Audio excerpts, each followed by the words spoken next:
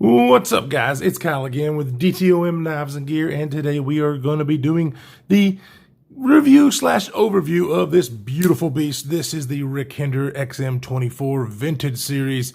Stay tuned. Welcome back, my knife nerds and knife nuts. This is Kyle with DTOM Knives and Gear, and we are going to be looking at the Rick Hinderer XM-24 Vintage Series. Now, I have already done a review of the Rick Hinderer XM-18 3.5 inch, which is this guy right here. I actually purchased this from the man himself, Mr. Slicey Dicey, and this one will be getting a makeover soon, so stay tuned for that. So basically, this knife is the big version. You have the XM-18 3-inch, you have the XM-18 3.5 inch, and then you have the XM-24.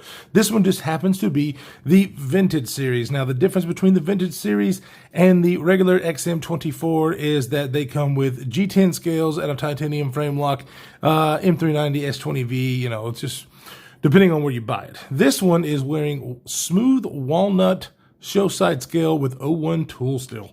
01 tool steel is a very old, but yet tough, durable, not very corrosion resistant, but that's why it's coated.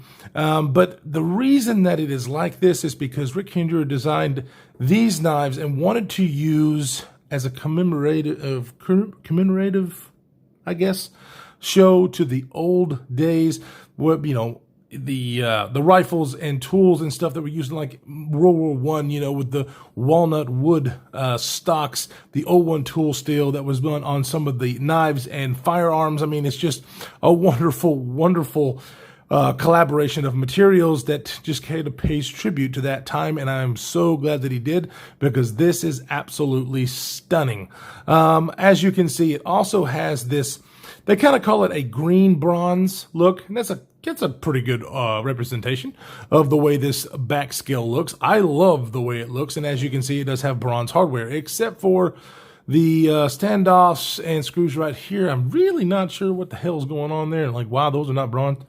But anyways, yeah, I think they might have been bronze. I don't know. This really drives me crazy, actually.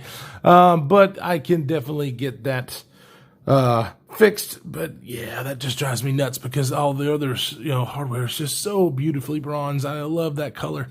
But this review is not really going to be a review. It's mainly going to be a size comparison and overview. I don't use this knife. This knife was so beautiful. And it's a limited series. So, I mean, I have done basically cut paper and maybe a package open with this, and that's really all I've done with it, because I love it. I do love it so much, but it's just one of those knives that I don't find myself carrying because I don't want to mess it up. And I know a lot of people are like, you're stupid, you buy a knife, you don't carry it. I get it. I have, you know, pretty expensive knives that I do carry and use, and I have some that I don't. Really only two right now that I don't really carry. But anyways, let's go ahead and see what this thing looks like compared to its little brother, the Hinderer XM-18 3.5 inch. As you can see, these are basically the same knife, just compacted into a 3.5 inch blade, a 4-inch blade. You have a full overall length of 9 1/8 with a 4-inch blade, and then of course 3.5 inches on this guy. So definitely a big knife. A lot of people will compare this knife to a couple of other staples in the community. This is the Mick Strider SMF. You have the SNG, excuse me, that is more of the size of the 3.5 inch XM-18. This one is more comparable to this, definitely still a little bit longer than the SMF, but as you can see, really similar, or similar enough in overall size. Another knife that is usually compared to the size of this knife is the Spartan Harsey Folder. Definitely just a little bit shorter on this guy, but as you can see, definitely some similarities between the Spartan Harsey Folder and the Rick Hinderer XM-18 or XM-24. It's just an excellent design between, I'm telling you, if you like Chris Reeve and Rick Hinderer and you want the best of both worlds, the Spartan Harsey Folder is definitely the way to go. I actually own two of these. The other one is the one that I don't carry. This one is the one that I do carry, but the other one I don't. So those are really the only two knives that I don't carry. And yeah, but that's, the size of the knife, it's just so beautiful. Rick Hinderer does such a great job. If you go back and watch my other review of the Spartan Harsey, the Spartan Harsey 4, my review of the Rick Hinderer XM-18, we will go over all of these different configurations that you can do with the pocket clip. You have the lock bar stabilizer, the lock bar insert. Oh, just a beautifully, beautifully designed beast of a knife that has the most wonderful ergos.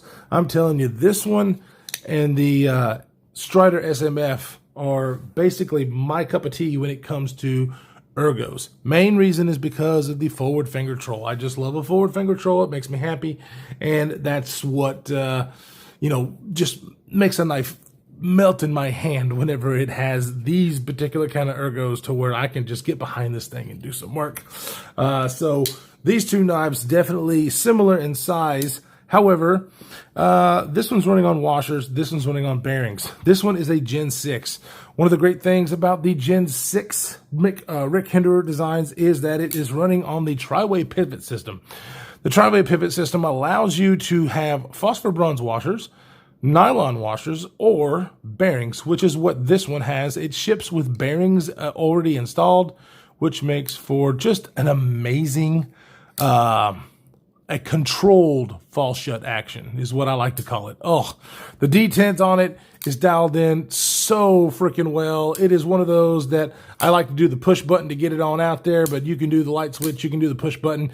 You can use the external thumb stops to flick the knife out and do it that way. It's just a little bit harder because they're not really designed to do that. It is a external blade stop to help with rigidity on the knife, but you can do it. Golly, sorry about that. I hope this doesn't gross you out. I did cut myself, but I've got a Band-Aid on it. So, my bad. But I love this knife. They do come with the numbers on the side, as it is a limited edition. And so, all in all, I love it. I would like to have, and probably will have one day, a regular XM-24. I don't feel the need to really get it right now because I have this guy. This is going to be my worker. It's going to get some, a little, I guess it's going to get a scale and some hardware and all that stuff to kind of make it my own, which is Rick Hinderer's kind of slogan, to make it your own. But I have that knife. I have this knife. I have some worker knives that are in that size range that I can carry and not have to mess this guy up. And so that's kind of where I stand on it. But I absolutely love this. I do want to mention that if you want to see a good review on this and a great story, definitely go check out Slicey Dicey's video on this exact same knife. He basically named his XM-24 Walt after his grandfather, and he tells a little bit about his grandfather and about how just a tough man's man that he is. It was so entertaining to watch and to hear the story of his grandfather, and I think it really does fit the knife well. I mean, this is a well-built beast, manly knife. And anyways, I will see if I can't link that video down below because you definitely need to go check that out. It is one hell of a video. Slicey Dicey does a great job. But guys, that's about it. Everybody has seen the XM-24 and the XM-18. I just wanted to get this behind camera to tell you how much I love it, and especially this version that Rick Hinderer decided to do with the 01 tool steel and the walnut scales. It is just amazing. I really have enjoyed it, and I do every time that I take it out of the case and play with it, and then I put it back up because, yep, I'm that guy with a couple of knives. Jeez. So anyways, I love you all. Stay safe out there in this crazy world that we are living in, and we will see you in the next one.